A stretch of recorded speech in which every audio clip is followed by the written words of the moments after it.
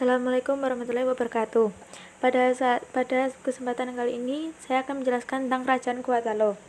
Pada mulanya di Sulawesi Selatan berdiri beberapa kerajaan, di antaranya Goa, Talo, Luwu, Bone, dan Sopeng.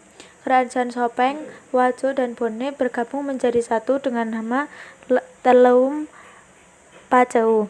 Kemudian Kerajaan Goa dan Talo bergabung menjadi satu dan dikenal dengan nama Makassar.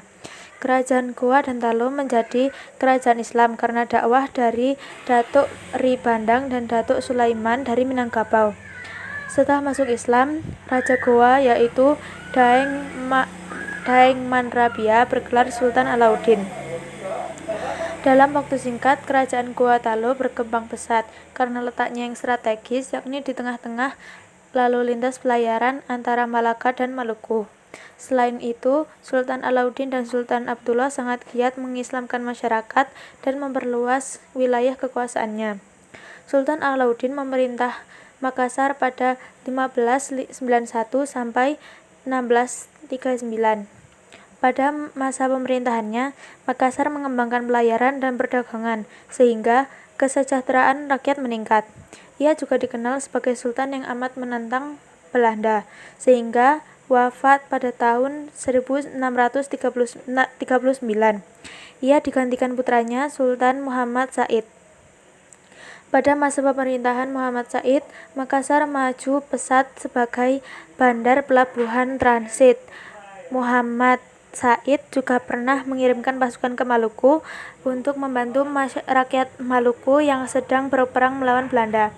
Pengganti Muhammad Said adalah putranya yang bergelar Sultan Hasanuddin. Pada masa pemerintahan Sultan Hasanuddin, kerajaan Makassar mencapai puncak kejayaannya. Dalam waktu singkat, kerajaan Makassar berhasil menguasai hampir seluruh wilayah Sulawesi Selatan. Makassar juga memperluas wilayah kekuasaannya ke Nusa Tenggara seperti Sumbawa dan Flores. Dengan demikian, kegiatan perdagangan melalui Laut Flores harus singgah di Makassar. Hal inilah yang kemudian ditentang Belanda karena hubungan Ambon dan Batavia yang telah dikuasai oleh Belanda terhalang oleh kekuatan Makassar. Keberanian Hasanuddin memporak-porandakan pasukan Belanda di Maluku menyebabkan Belanda semakin terdesak. Keberanian itulah yang membuat Belanda memberi julukan ayam jantan dari timur kepada Sultan Hasanuddin. Dalam rangka menguasai Makassar, Belanda melakukan politik divide et impera. Belanda bekerja sama dengan Raja Sopeng bernama Arupalaka. Dengan bantuan Arupalaka, pasukan Belanda berhasil menundukkan Makassar.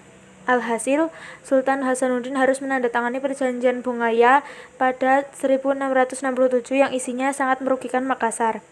Sultan Hasanuddin kemudian digantikan putranya yang bernama Imam Pasomba Daeng Nguraga yang juga dikenal sebagai Sultan Amir Hamzah.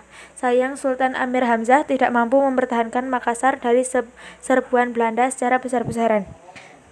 Sekian dari saya, kurang lebihnya mohon maaf. Wassalamualaikum warahmatullahi wabarakatuh.